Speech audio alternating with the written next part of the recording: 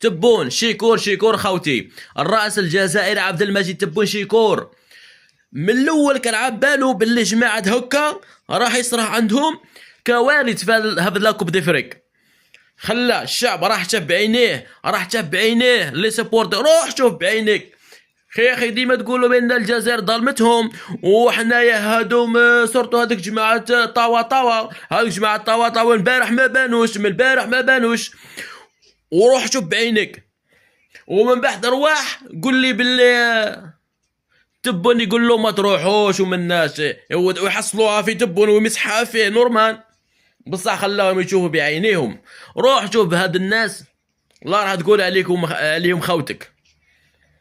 جماعة تاع طاوا اللي يقولوا هذا اللي قلتوا هذاك واش تاعهم هذاك الجزائر في بلادها، ما قالكمش باللي راه الصوص في بلادو اللي كان حاضر معاهم هذاك البارح، ما قالكمش تاني. تحيا حنا.